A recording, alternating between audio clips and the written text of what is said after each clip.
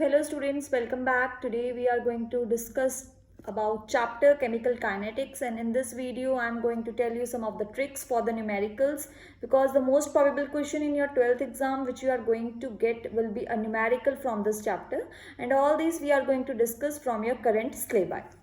Now here we are having a reaction 2A plus B is giving C. So these are your reactants and C is product. तो अभी देखते हैं कि अगर हमें rate of reaction लिखनी हो तो वो कैसे लिखते हैं, और अगर हमें रेट ऑफ अपीयरेंस और डिसअपीयरेंस लिखनी हो तो कैसे लिखते हैं।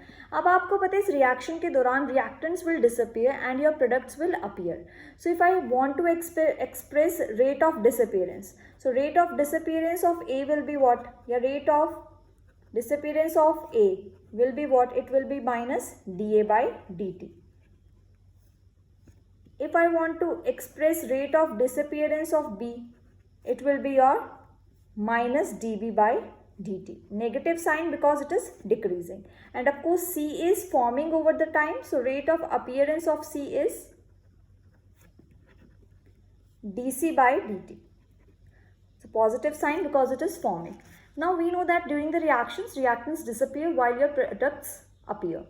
तो ये तो आपका था कि रेट कैसे लिखते हैं of disappearance and appearance, but अगर आपको इस रिएक्शन की रेट ऑफ रिएक्शन लिखना हो तो वो कैसे लिखेंगे। रेट ऑफ रिएक्शन में आपको स्टिशियोमेट्रिक कोएफिशिएंट्स का भी यूज़ करना है।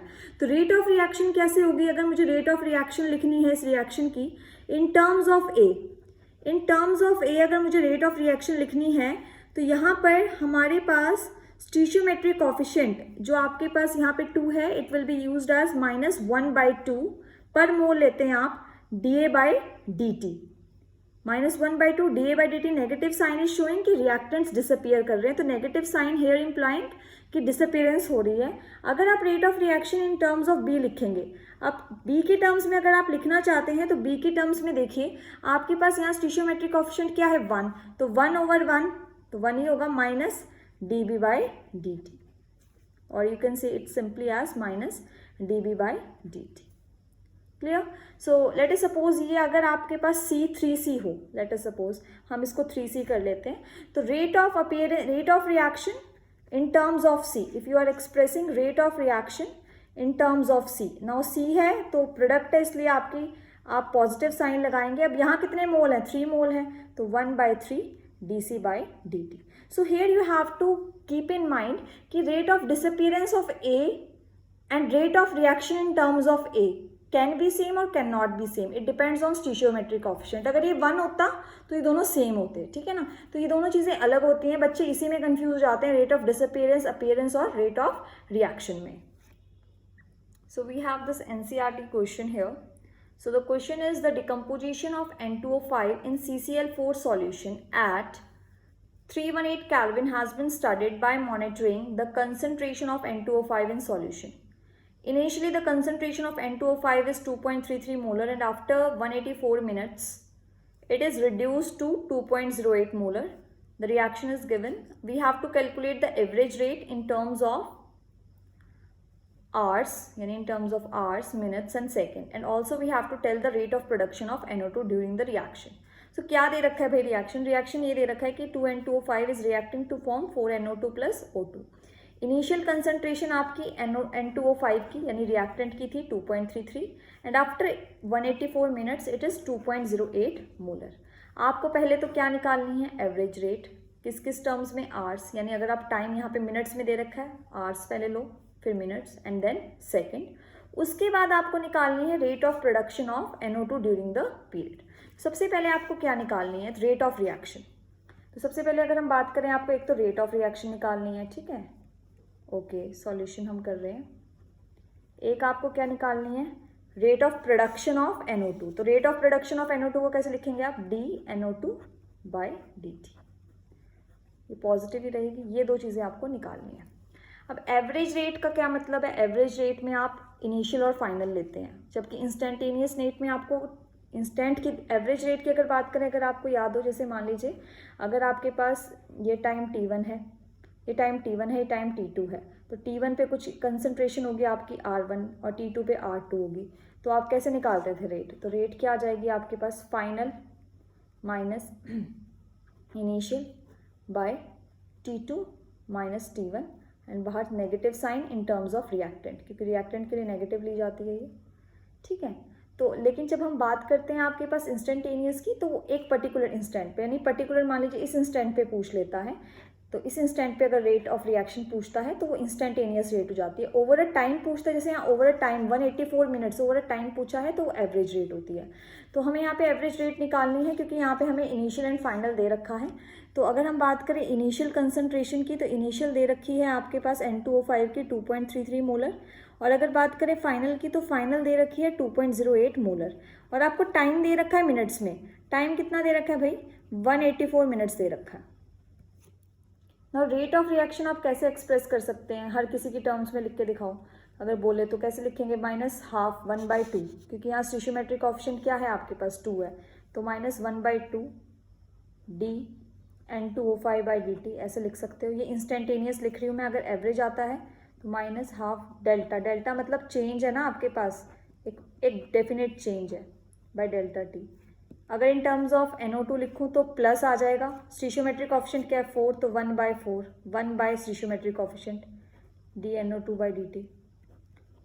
O2 में कोई स्टिशियोमेट्रिक कोएफिशिएंट नहीं है, O2 में कोई स्टिशियोमेट्रिक कोएफिशिएंट नहीं है, तो dO2/dt।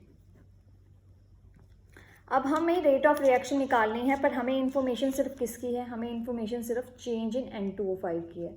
तो हम निकालिए ज़रा, कैसे निकालेंगे? तो रेट ऑफ रिएक्शन कैसे आएगा? Rate of reaction -12, initial concentration क्या थी आपके पास? सॉरी, पहले आप फाइनल लेंगे, फाइनल माइनस इनिशियल, तो final minus initial by time. तो पहले हम मिनट्स में निकाल लेते हैं। टाइम कितना दे रखा है? 184 मिनट्स। तो आपके पास क्या आ जाएगा? -1/2, 2.33 minus 2.08 by 184. So on solving this you will get 6.79 into 10 to the power -4. अब यहाँ पे यूनिट्स क्या है? मोल पर लीटर, और ये किस में है आपका? मिनट में। तो हो गया क्या? मोल पर लीटर मिनट इनवर्स।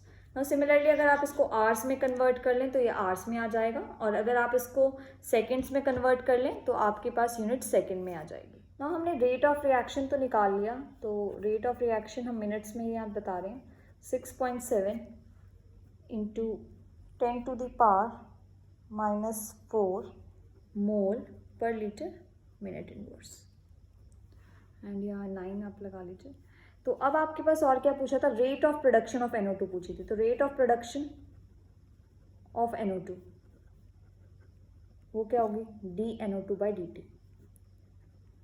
तो ये कैसे पता लगाएं? हमें सिर्फ पता क्या है? Rate of reaction.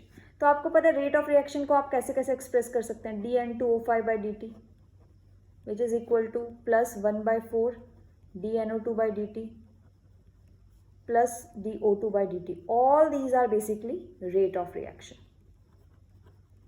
अब यहाँ पे आपको रेट ऑफ रिएक्शन तो पता लग गई, ठीक है। आपको ये फैक्टर निकालना है, तो it is very easy. Put rate of reaction is equal to 1/4 dNO2/dt. So rate of reaction is 6.79 into 10 to the power -4 mole per liter per minute is equal to 1/4 dNO2/dt, and from here dNO2/dt comes out to be 4 into 6.79 into 10 to the power -4 mole per liter minute inverse. तो it comes out to be, और ये क्या आएगा आपके पास? इसको multiply करने के बाद 2.72 इंटू 10⁻³ मोल पर लीटर मिनट इनवर्स। तो यहाँ पर जो चीज़ बच्चे जहाँ कंफ्यूज होते हैं उनको एक तो रेट ऑफ प्रोडक्शन नहीं पता होता और एक रेट ऑफ रिएक्शन नहीं होता। तो आपको यह बात याद रखनी है, रेट ऑफ रिएक्शन लिखते वक्त आपको स्टिशियोमेट्रिक कोएफिशिएंट्स इन्वॉल्व करने होते हैं, पर रेट ऑफ अपीयरेंस और डिसअपीयरेंस के वक्त आप इन्हें इन्वॉल्व नहीं करते हैं।